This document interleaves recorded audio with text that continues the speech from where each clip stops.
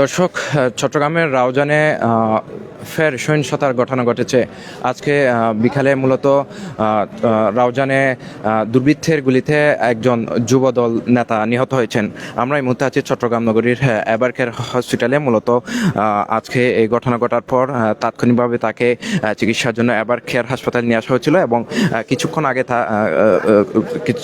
আগে তিনি চিকিৎসাধীন অবস্থায় মৃত্যুবরণ করেছেন।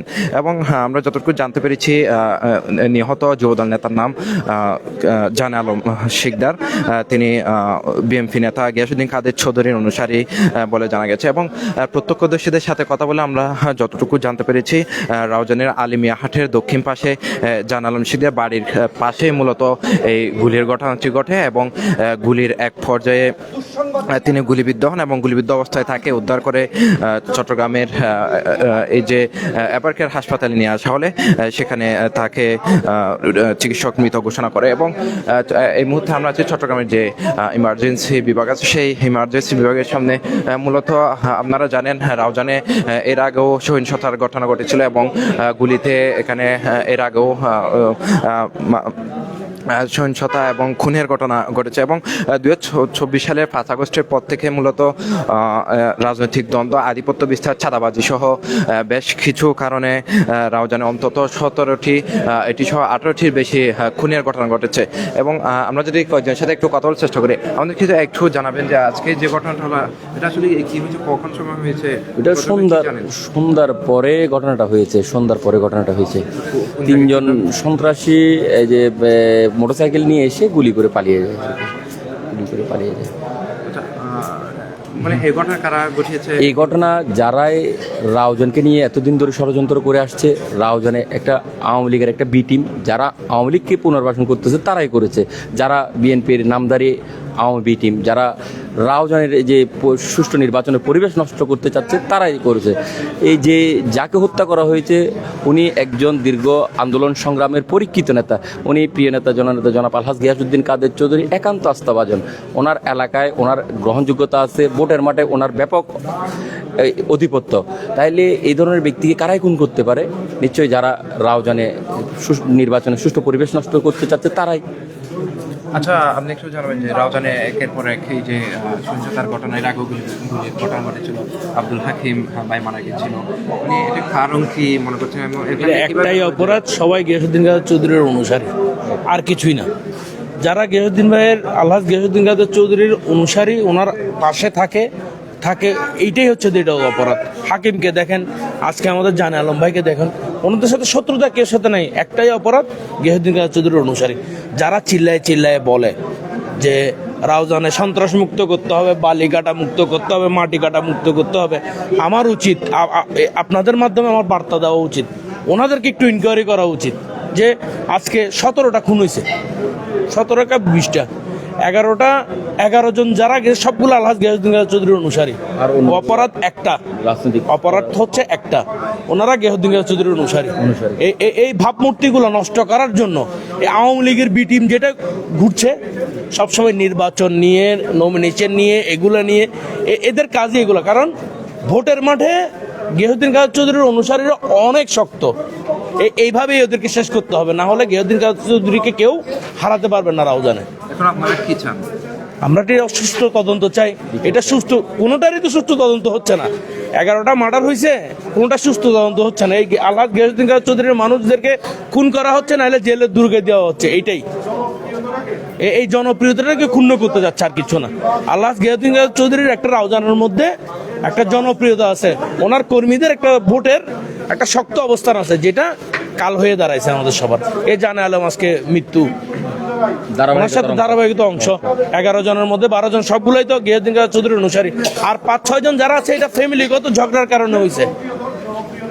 এই আওয়ামী লীগের বি টিমটা, বি টিম মানে আমাদেরই মানুষ, বিএনপির এই ঘটনাগুলো তারাই করছে। আমি অনুরোধ করবো প্রশাসনকে যে শক্তভাবে এটার একটা তদন্ত হোক। আচ্ছা, উনি যুবদলের কোন পদে ছিলেন? হ্যাঁ, উনি ছিলেন সাবেক উপজেলা বিএনপির সদস্য ছিল। ধন্যবাদ। দর্শক, শুনছিলেন মূলত গিয়াসউদ্দিন কাদের চৌধুরীর বেশ কয়েকজন অনুসারী।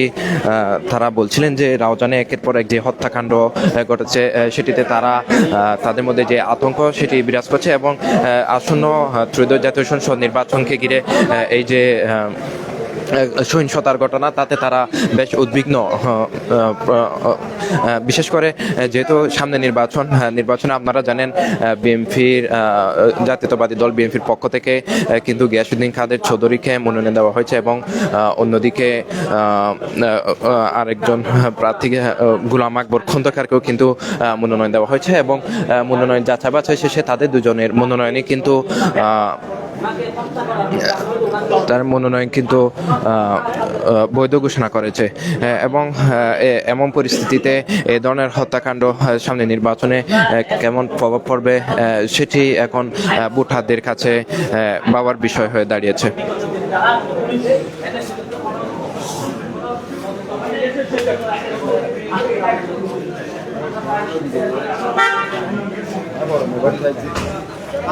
itu puasa betul deh.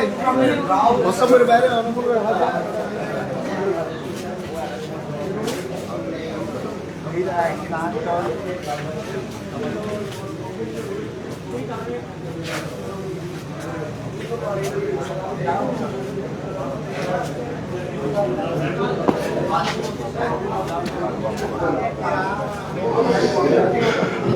দর্শক, যেটি শুনছিলাম মূলত প্রত্যক্ষদর্শী এবং স্থানীয় যারা আছে তারা বলছেন যে মূলত আজকে বিকালে তিনজন অস্ত্রধারী তাদেরকে গুলি করে এবং গুলিবিদ্ধ অবস্থায় পরবর্তীতে তার মৃত্যু হয়। এখানে কয়েকজন কথা বলছেন, তাদের বক্তব্য যদি একটু শুনতে চাই।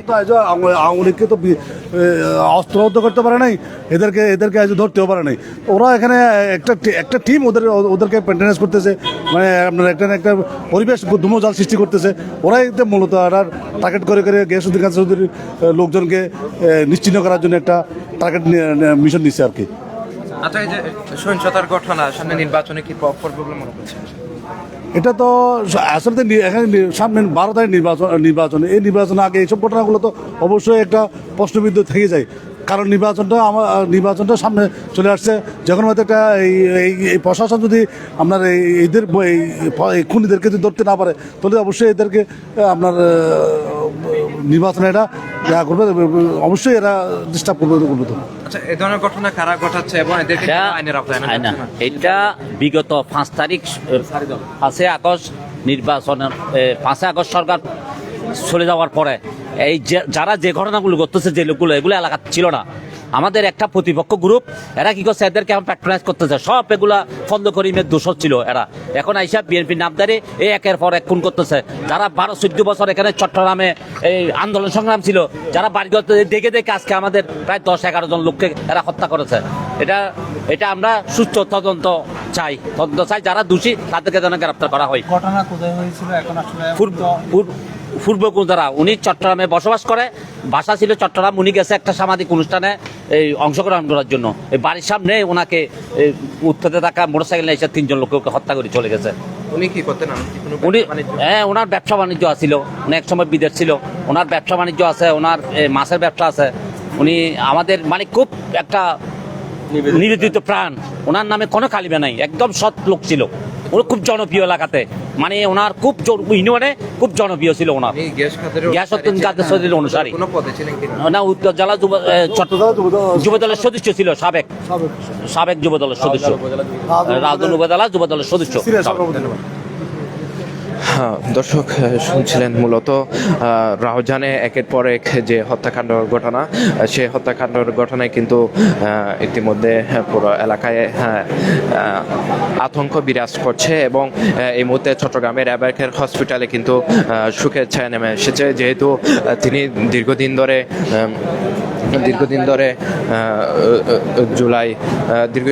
রাজনীতিতে জড়িত ছিলেন এবং আমরা এই মুহূর্তে দেখতে পাচ্ছি তার যে লাশবাহী অ্যাম্বুলেন্সটি সেটি কিন্তু বের করা হচ্ছে এবং কিছুক্ষণ পরেই হয়তো তার মরদেহটি তার পরিবারের কাছে হস্তান্তর করা হবে এবং এখানে কিন্তু আমরা দেখতে পাচ্ছি অ্যাবারকের হসপিটালের যে জরুরি বিভাগ, সেখানে নেতাকর্মীরা এসে ভিড় করেছেন। যুবদলের বিশেষ করে গিয়াসউদ্দিন কাদের চৌধুরীর যে অনুসারী তারাও এখানে এসেছেন। তাছাড়া তার পরিবারের সদস্যরাও ভিতরে আছেন বলে আমরা জানতে পেরেছি।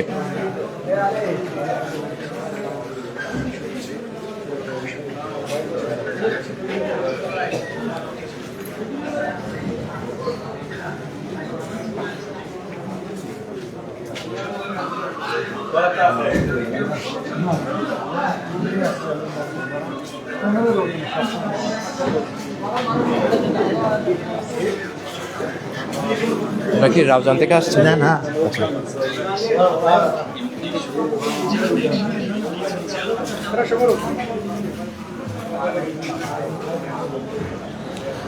দর্শক দেখতে পাচ্ছেন জরুরি বিভাগের সামনে কিন্তু রাউজান থেকে স্থানীয়রা, বিএনপি নেতা কর্মীরা এবং তার পরিবার স্বজনরা এসে ভিড় করেছেন এবং কিছুক্ষণ পরেই তার মরদেহটি বের করা হবে এবং এরপরে তার মরদেহটি এলাকায় নিয়ে যাওয়া হবে।